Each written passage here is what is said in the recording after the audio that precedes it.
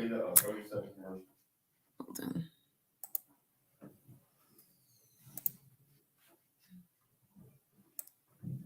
Hold on.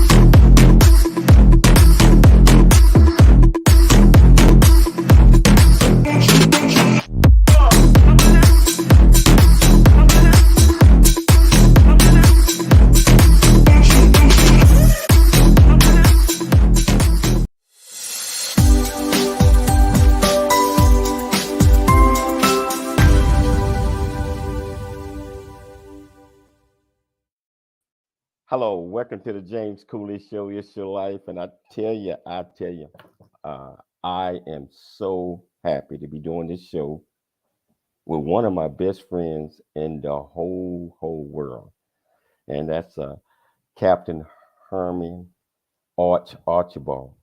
And I tell you, so proud of this young man and all the things that he's doing, all the things he have done, and just so happy to call him friend. But I tell you what, I got so excited I forgot to introduce the show. It's your life. I'm your host, Dr. James J.C. Cooley, and we got a fantastic show today. And wherever you're watching this show at, you can be part of this conversation because you're going to want to. You're going to want to be part of this great conversation. From the military to ministry. Yes, I did say that. From the military to ministry. And I tell you, it's depending on what you did in the military, depending on what type of person you might have been in the military, to actually exit the military and continue to teach God's word and even go in it even further is is a blessing in disguise, and it's a lesson to be learned. So we're going to talk about them, but I cannot really start this show without bringing on my executive producer, co-host, and the person that make all of this happen, Michelle Cooley. How are you doing today? Hey, I'm doing great. I'm really excited about the show. I met this amazing man once in Hawaii, and it was really a pleasure meeting him. You've talked about him for years since we've been together. So I'm so excited about the topic from military to ministry. So I'm raring to go. Yeah, I've been knowing this young man for about 38 years, somewhere close to the 40, and just an amazing guy. And I want to get this thing started, Michelle. First of all, can you start by introducing the title of the show, which we already did, the purpose of the show, and also introduce this great guest? But yes, so we're getting to know the military background of retired Navy Captain Herman Archibald, and we're going to talk about his transition out of the military and the establishment of two nonprofit organizations. And we're going to talk about adjusting to change and serving the community during the pandemic. And again, the topic is from military to ministry. So let's talk a little bit about this amazing man. As the Chief Growth Officer for Giesler LLC, Captain retired Herman Archibald develops and executes all aspects of Giesler LLC's growth strategy, including business development, capture, proposal operations, strategic pricing, and customer engagement. Captain Archibald has been approved to assume the role of Chief Operating Officer effective January 1st, 2023. As such, he will be second in command at Giesler LLC and oversee all aspects of operations within the company, including marketing, financial growth, and sales. Captain Archibald earned a Master of Science in Computer Information Systems from the University of Phoenix and a Master of Strategic Studies from Air War College, Air University Maxwell, AFB, AL. His decorations include Legion of Merit, Defense Meritorious Service Medal, Navy and Marine Corps Commendation Medal, and Navy and Marine Corps Achievement Medal, and various unit and campaign awards. There's so much to talk about regarding this man, and we don't have time to read all of it. So welcome to the show, retired Captain Herman Archibald. Herm, what's Well, up, man? How you doing? hey, how you doing, JC, Michelle? How are you? Before we get started, I have to give Miss Michelle a shout out. I was in Iraq when James sent me the wedding pictures of the lovely Miss Michelle and himself, and I tell you, I was jealous that he was. I didn't get a chance to be a part of that amazing time in his life. But he cheered me up and he said, "Hey, he was praying for me." But he had to give me personal, some early pictures of the wonderful wedding. So Michelle, thank you for allowing him to marry up like we all have done. You're welcome. JC, it's good to see you, my friend. Man, it's an absolute pleasure, man. You know I'm tickled pink, and you already know, man. We go back 38, 39 years. I practically grew up together in the military, and just relationship that we started, man. Even when you was a detailer, you was back there writing everybody, coming like, Arch, can you send me here? Can you send me there? Because you were the man then, and you still the man now. So Arch, why don't you tell our viewers and our listeners a little bit more about you, and just tell them about Herman Archibald. Yeah. Hey, thank you, James. Thanks for giving me an opportunity to share. Everyone has a story, and my story is pretty simple. That here's a young man that grew up in Alabama, uh, and the Navy gave him a lifeline. Had some grandparents and my mom, son of a single parent part of the time, but my mother married an amazing man that helped father me, and my grandmother and her sisters helped raise me. So it really takes a village. I joined the Navy in 1981, enlisted, and just had a blast. The Navy quickly became a fit for me because uh, I had some really good friends. Leaving Alabama, I got a chance to go to San Diego. The only guarantee I had was you going to San Diego to boot camp. But I quickly realized, though, after I got to my first ship, yeah, parents might have been correct. You might need to go to school and get an education. But I didn't listen. Ironically, I started going to school. I told James this earlier. He helped motivated me when we would be working out at the gym, and because I was all about my Navy career, and his thing were, well, what happens after you leave the Navy? What happens if that doesn't work out? So James always was a planner, and he could see second and third order effects of things way before I could. And I just appreciate you, man, for allowing me to be a part of the journey. Man, I've been living vicariously through you for the last 20 something years because uh, we both had envisions or if we stayed in making '06. And I tell you, it was a lot of people that was in our group. I'm talking about it was about 15 of us. And it was told a long time ago to you and I, when I think when we were lieutenants, right, that you guys got a potential to make captain.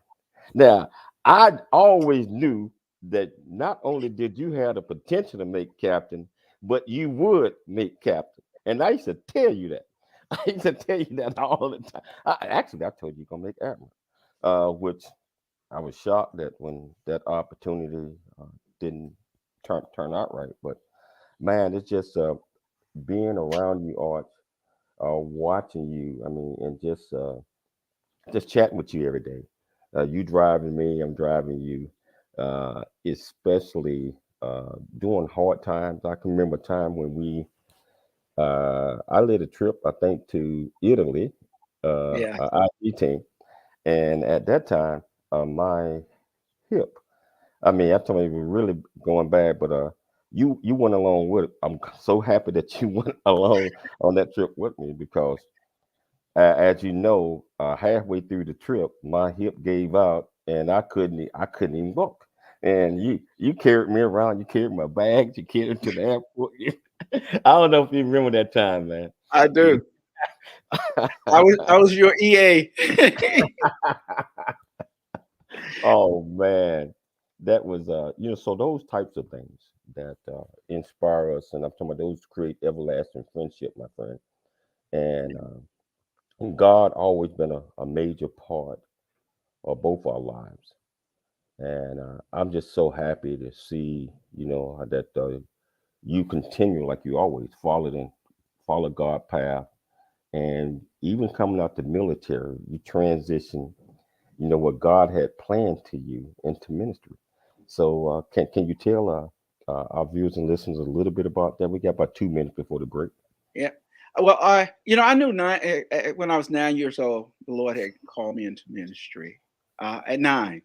Now, I didn't live like I was, but I knew that God had impressed in my spirit, and so every job from then on always carried a pastoral or a servant anointing to it.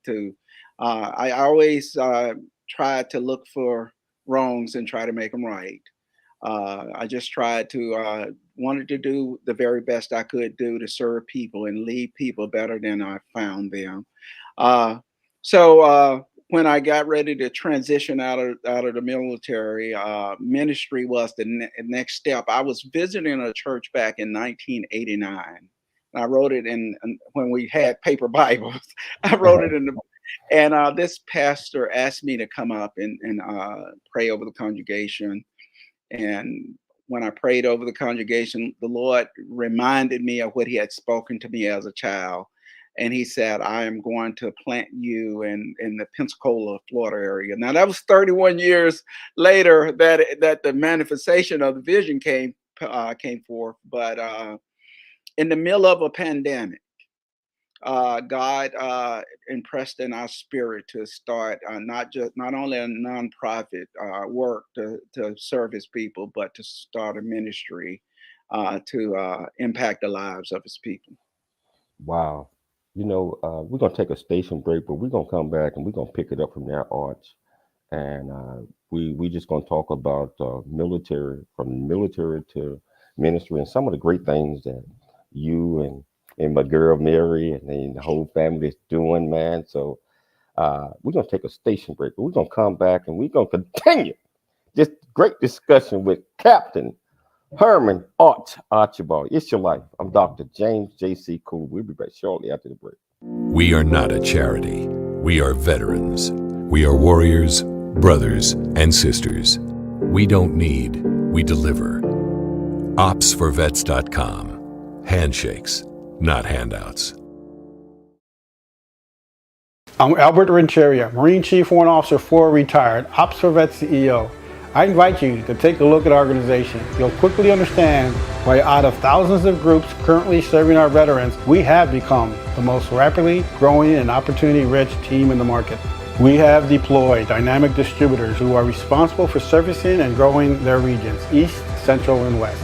We provide a complete roster of high-caliber services, produced to create the results you require. Find us on the web at www.opsforvets.com. Handshakes, not handouts.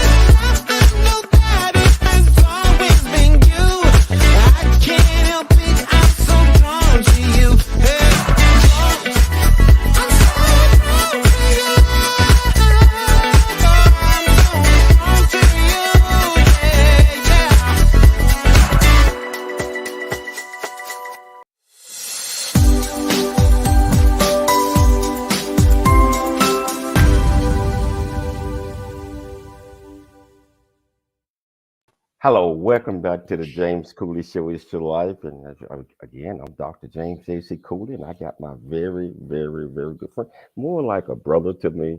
I mean, and we have went through a whole lot of stuff, and this man right here, uh, even when I was going through my toughest time, he helped me up, and kept me positive, and just kept my mind straight.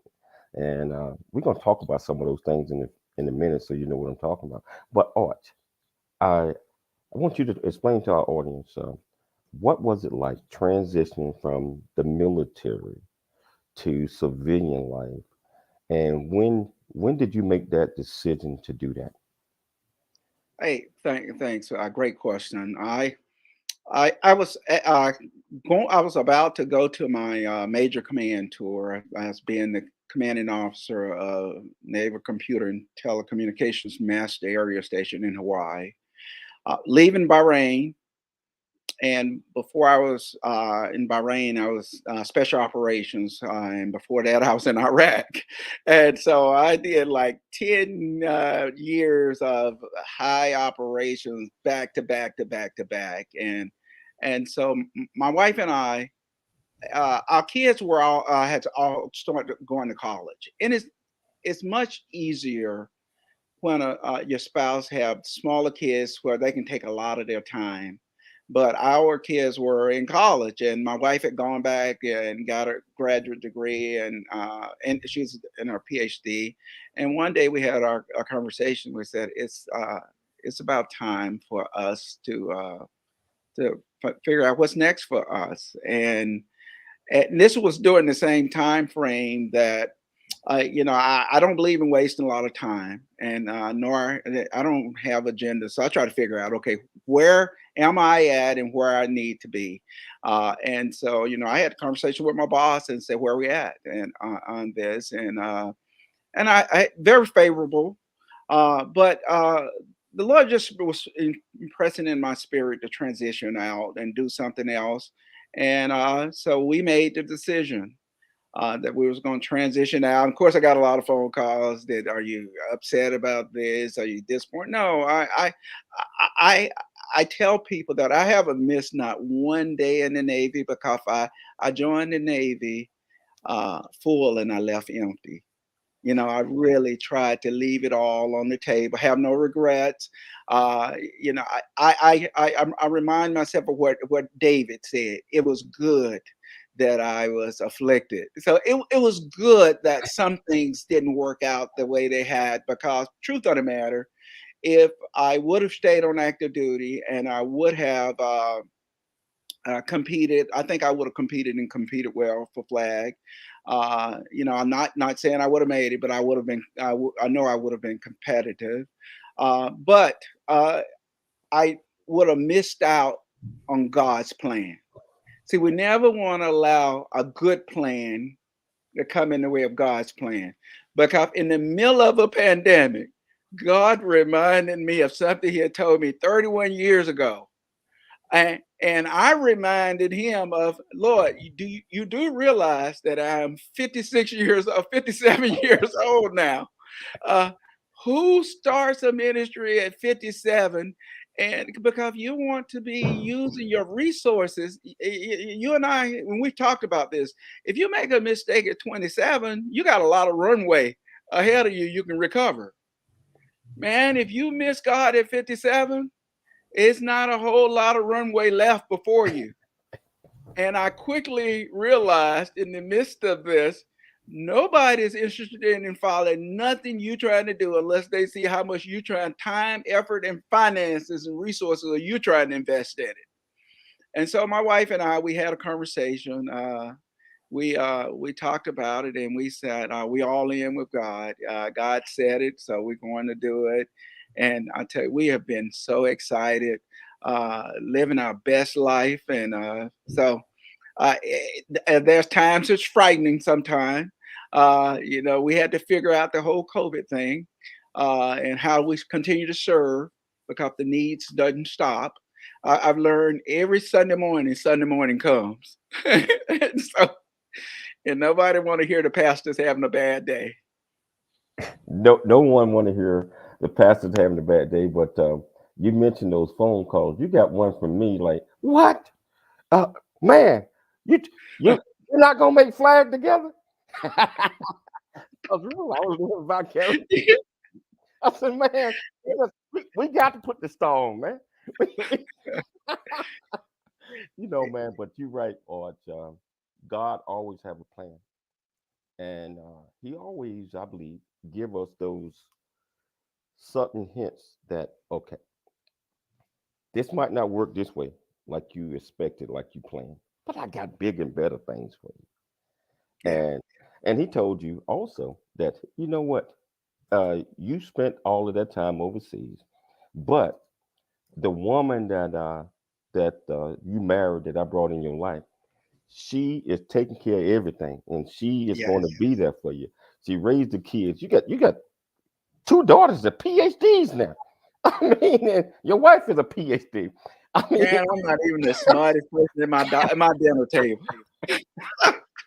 Oh man, man. So things like that, man. We have to follow God's plans, not just our plans. Even though sometimes we're selfish, right? Sometimes we get selfish, but we always have to snap back in there. So, tell us about your church and the two nonprofits that you and Mary started, and that's doing extremely well.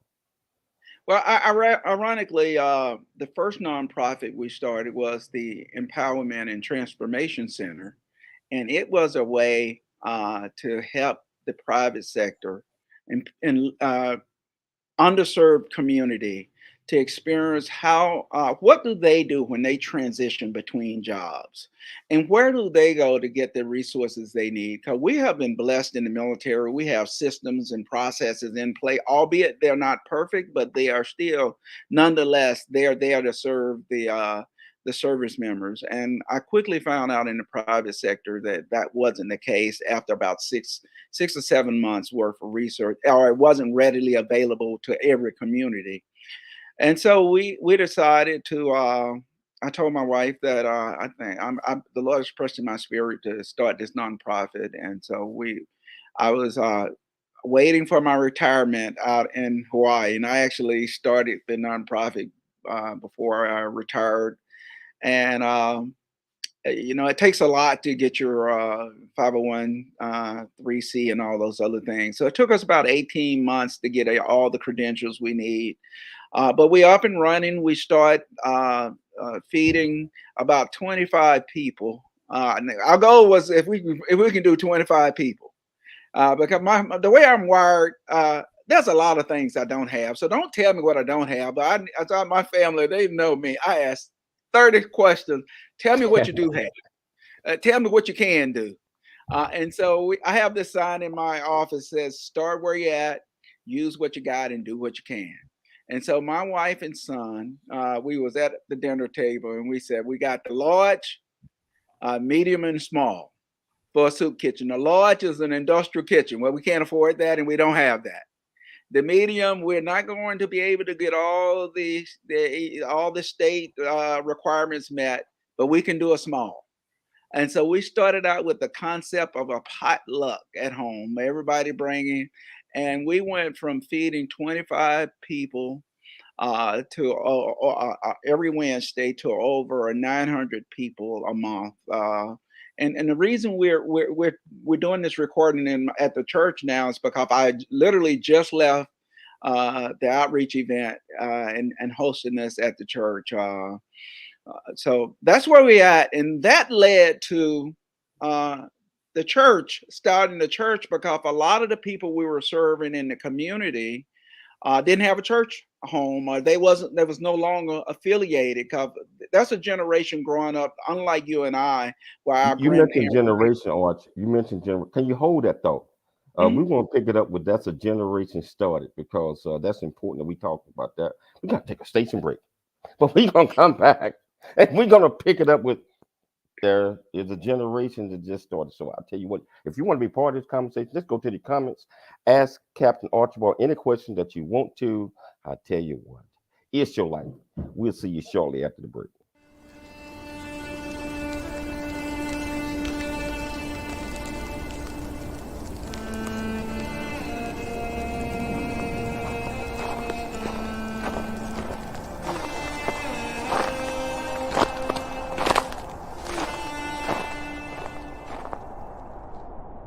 Really get a chance to know who you are. And once you know who you are, you truly know who you are, love who you are. Love who you are. You're a masterpiece. Love who you are. Love who you were born to be.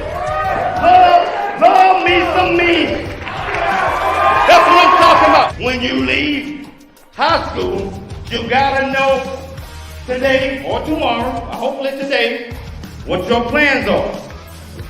Hopefully, there is no bad decision unless there is no plan. Create, collaborate, commit with confidence. Commit with what? Commit with what? And everything that you do.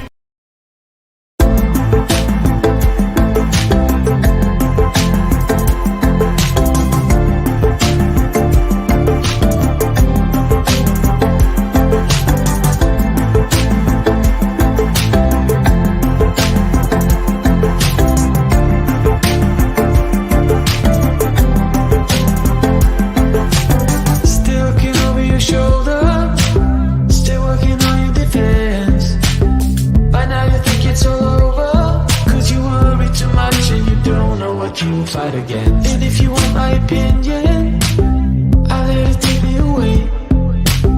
Only relief 54 on the floor and the crowd that goes, turn it up, turn it up, turn it up, turn it up, turn it up, turn it up, turn it up.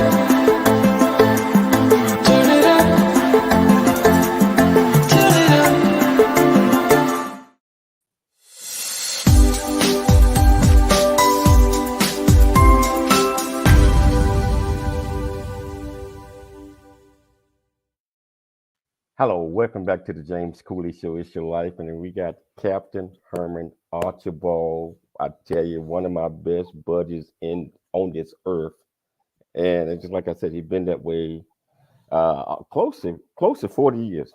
And this man right here, a lot of things that I had to go through and had to endure without him being there to encourage and help and provide positive motivation. I don't know if I would have been able to do it.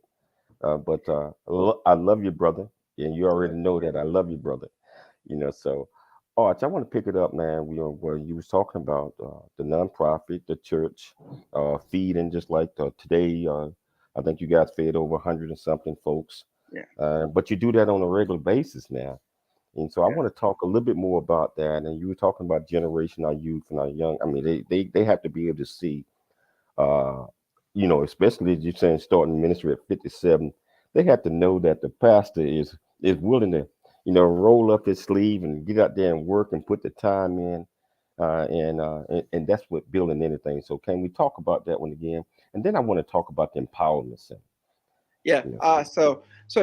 Absolutely. What I was going to say about the generation, there's a lot of literature out talks about how this generation is unchurched and all that. I would say people just perceiving and digesting church differently now. People want to see consistency. People want to know that your presence matters. You spend some time in Japan, and presence matters. That's why we have a whole fleet out in Japan, because presence matters, and you have to show up. They want to know you're going to show up, you're going to be consistent, and your presence matters. So I had shared with them, the team that I put together. I'm going to show up. I'll be consistent. And I'll let you know that I'll do what it takes to let you win the trust. Now, if you're looking for a perfect guy in the perfect church, this ain't the one. This is not the one. But if you're looking for somebody that will stand with you and believe with you and trust God with you, then we can go some places. And then we have to have some real, true conversations. Something you shared with me. I share with my youth groups. It's just the difference between you either creating or you reacting. Oh. You remember when you shared that with me? Oh yeah, I asked you. Let me put it in the right time. I said there's only one word out there that got the same letters in it, but mean two different things. And you said, what was that? Because I was trying to make a point at the time. I forgot what that point was. And I told you, I said, just think about it. Only one word out there with the same letters, but means two opposite things. And so we talked about it, and you said, what it is? I said, either you create or you react. You just reacting to things. And you ain't put no brain thought in when you react. So you have to be in the create mode where you have vision, understanding, and focus. Vision, understanding, and focus. And that's how we get things done. That's how we are able to achieve certain things when you are in the create mode and not the react mode. Yeah. So as the hip hop generation say, I was sampling a little James Cooley. but I was sharing with my team, and just that simple message to a group of youth, they made them begin to think, hey, yeah, I do have a choice. Nobody's making me react.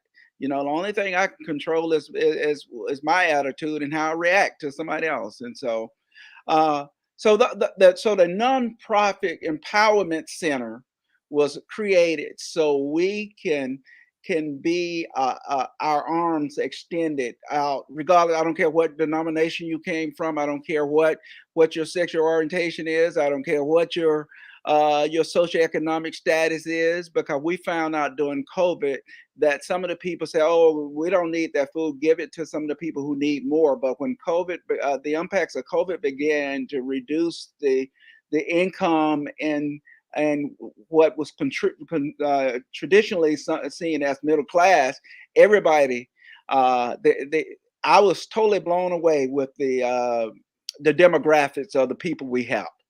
And most people would be really surprised if because we have to crunch numbers for a lot of the programs we get grants and funding from throughout the states, and so everybody has an opportunity to be in need. Life is an equal opportunity employer, so life happens to everybody, and so we want to just be our arms extended out to the community. So that's what the Empowerment Center, the church, there are certain things I have to abide by the church for my credentials, for my ordination, but our church's name in the church is Empowerment, and the Empowerment Church International, and our motto, we are an oasis of love to a hurting world, because an oasis is a green, wet spot in the middle of a desert. So we want to be a place where people can run in and get whatever they need. The church is a hospital. The church is not a social club. And we got to be able to meet people right where we're at. We got to be able to catch fish before we clean fish. And so that's what God has put on my wife and I, and our spirit and heart. We have an outreach spirit and a mission spirit. That's what the two of us have been working off, and we have the pastoral and apostolic anointing that allow us to be able to be a blessing to people. Wow, you guys are a huge blessing to folks. And Arch, I don't get a chance to check you out every Sunday, but I try. I try to tune in, and I just tell our viewers and our listeners how can they tune in to this church service. Well, if you go to Facebook, Facebook Live, if you put in your search bar at Power Up Church, just at Power Up Church, and then follow us, you'll see a Empowerment Church International, and we do Bible studies on Wednesday. We do youth explosions on Fridays. I'm very much a collaborator, so I collaborate with a lot of other pastors, and it's easiest for me to do it because I don't know anybody here. I don't have any of the other than military people, so I don't have any of the hidden old axes to grind. I'm just a guy who wants to serve God and bless God. So a lot of the other pastors will fellowship with me because they're like, okay, yeah, this guy, he's so green, he doesn't know anything. But it's really I'm so honored, and the people in the city and the city of Pensacola and the Escambia County in general, they're generous people. There's some people that don't need anything; they just drive by and say, "Can we drop an offering onto you? Can we be a blessing to someone?" And so we appreciate all the gifts and the partnerships we've made throughout the city. Wow, yeah, but you guys are a blessing, and this guy's doing so many things. So, Arch, how do you stay focused? Because you're getting ready to take over. You already working, doing a lot of great things, but you're getting ready to take over a big position beginning January the 1st. So, how is that going to impact what you're doing? Well, the company I am working for is, and they're partnered with us also. So the CEO, she's a partner. She sows in the ministry, and she's a Christian, and the team. And so she approached me and asked me would this be something I'm interested in doing? And so we laid out how would it look, and what would it matter? Could I make a difference in doing that? And she thought I absolutely could. So the focus is ministry first. I mean, family. The most important thing is family first. Well, after God. So I say God first. My relationship with God is the driving force. After that, my family, my wife. So when she said it was time to retire and come home, I closed the shop and it was time to come home. And then our family and our ministry. So God never told us to put ministry ahead of family. I do not believe that. I believe first important thing is you have a relationship with you and your God, and after that, God gave me a wife before He gave me a ministry. And so I try to honor that. I don't always honor, to be honest. In life, I deal with work-life balances myself.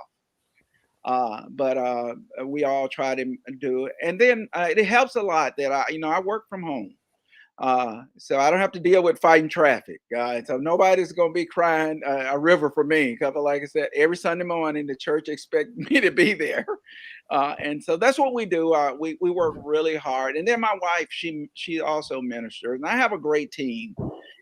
Anything worth doing is worth doing with a great team. One is too small of a number to make any really significant difference long term. And so I believe in the team concept. So pray for me though, brother. It'd be hard sometimes, man. But we get through it. The team concept is always important. And you just named four important things with leading with God, because with me, God is first. God is first. Wife is second. I mean, you got them in the right order, bro. Family, and it's important that we follow that and we understand that, and that we don't veer very too far from it, because sometimes we do. Sometimes we get caught up, and we're swayed. But sometimes we have to slap ourselves, Arch. It's like, what are you doing?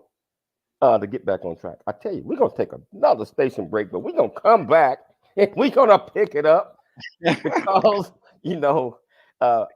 Captain Archibald is bringing it, and we're gonna pick it up and we're gonna talk some more. If you want to be part of this conversation, just go to the comments, ask this great man any question you want to. Remember, it's your life. I'm Dr. James J.C. Cooley. I'll see you shortly after the break.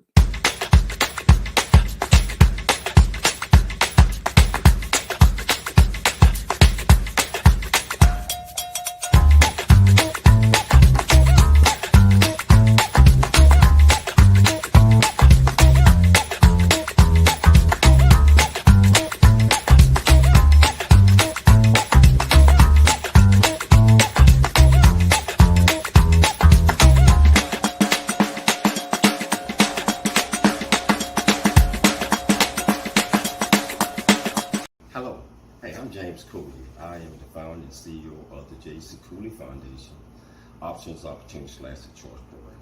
Our primary mission is to help build a foundation of our youth and young adults and communities. And we encourage everyone to dream big, think big, and be big at everything you do. And the way that you do that is, first of all, you got to believe in yourself. You have to believe in yourself. You have to know that you are here for a purpose. You also have to be able to step out your comfort zone and do things that you probably didn't think that you can do. Life is a series of circles and cycles, phrases and stages. These experiences teach you the lessons of life. You can either ignore them or embrace them. Welcome to It's Your Life with James Cooley. James is a motivational speaker, author, military veteran, and founder of the J.C. Cooley Foundation. James is here to equip you to strive for greatness and overcome adversity. It's time to get you equipped today for the challenges of tomorrow. Now, here's the host of It's Your Life, James Cooley. It's your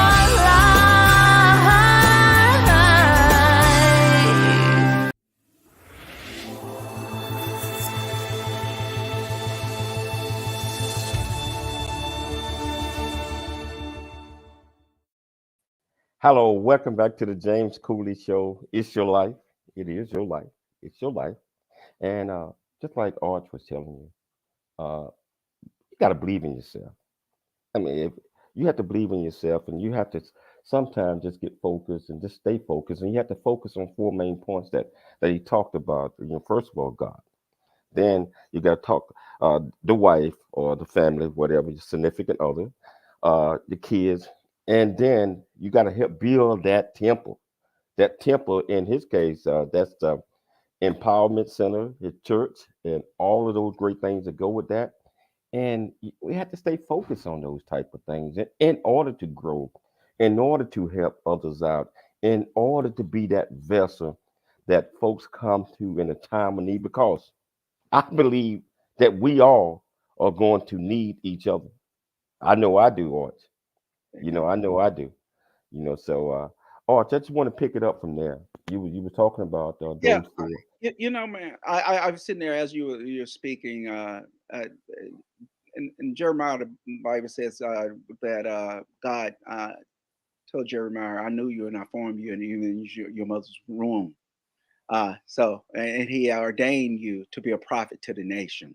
So I tell that my conjugants that look again, believe again, dream again, think again. It does not matter whether you was born in the back seat of a Chevy, or you was born on you was conceived in an elaborate vacation in Hawaii. God has a plan for your life. Don't you cancel the plan. Let God direct your life, and He will do exactly what He wants to do.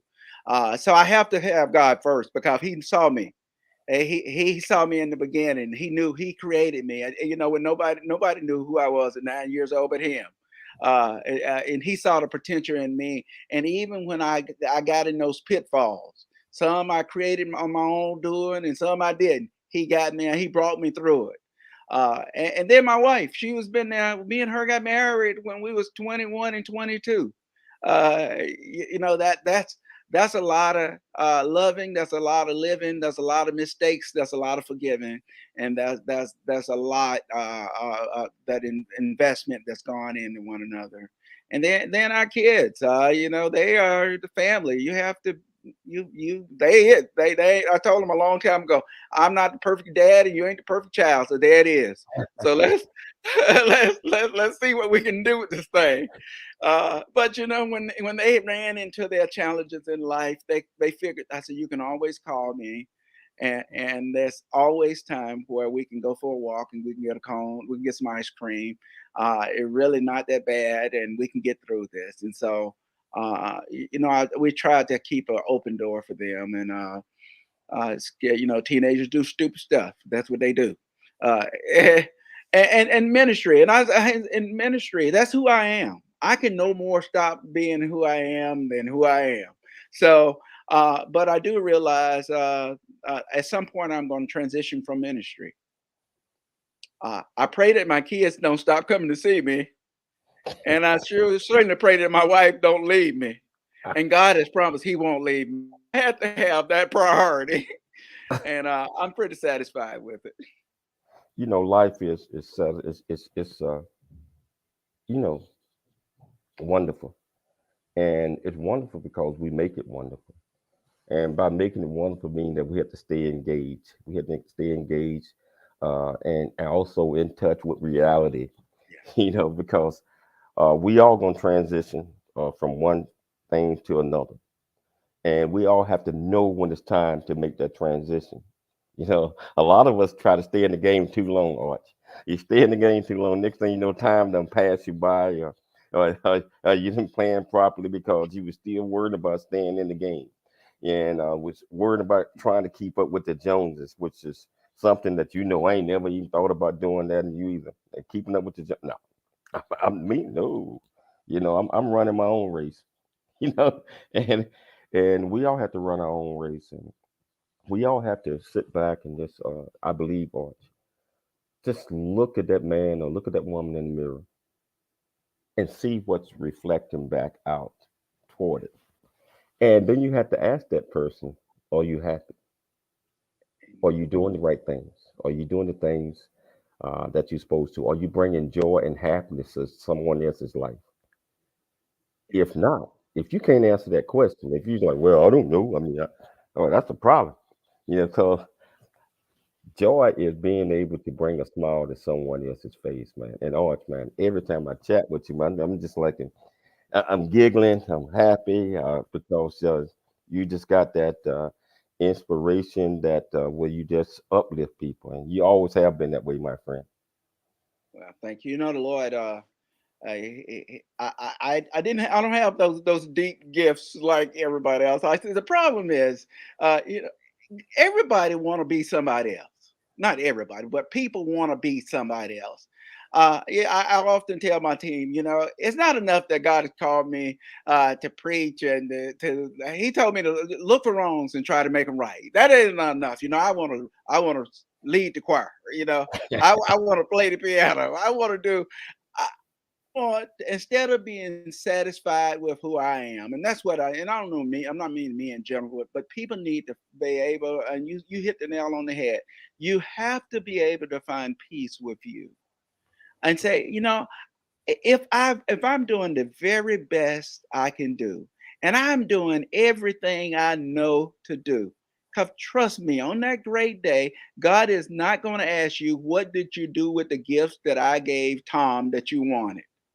He's going to ask you, what did you do with the gifts and talents that I gave you? And he's not going to say, Dr. Cooley, come here and sit down with me. He's going to say, well done, thou good and faithful servant. Man, if you hear well done, that good and faithful servant, you are a winner. Because the opposite of that is, depart from me, you work of iniquity. So I have made my mind up, man. I just like me. I'm okay with me, my flaws, my faults, my country slang, my slowness, I didn't talk, my bad eyesight, all of it. I'm okay. It's gonna be all right It's because gonna be all right. what I got. Amen. Amen. Hey, Arch, now we're down to the last minute and a half of the show, but I gotta ask you this. Okay, so uh, your legacy. What do you want people? Because one of these days we all gonna go.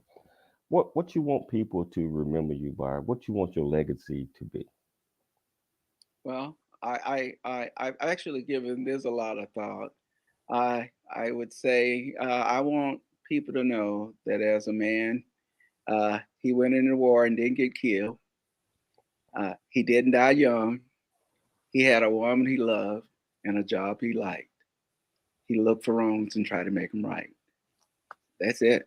All right, man. That's poetry right there, man. You know, Captain Archibald, you know you got a open invitation to come on the James Cooley show anytime you want to, and I mean that. I mean, you're my DAWG. I mean, always have been that way, man. And I can't wait to get that beautiful wife of yours, Mary, on the show, Dr. Archibald. You know, so I'm looking forward to that as well. So I want to thank you so much, my great friend. I want to thank you so much for taking the time to come on the show. I like to thank thank you for inviting me, brother. And when you get her, your academic profile just increased. You know, I like to thank my executive producer, Michelle Cooley, for always doing all the heavy lifting, putting together great shows like she always. I like to thank, most importantly, our listening audience for taking the time to listen to the James Cooley Show. It's your life. You know, so I tell you what, always remember this. Always dream big, think big, and be big at everything you do. We'll be back tomorrow, same time, same place. It's your life. I'm Dr. James J.C. Cooley.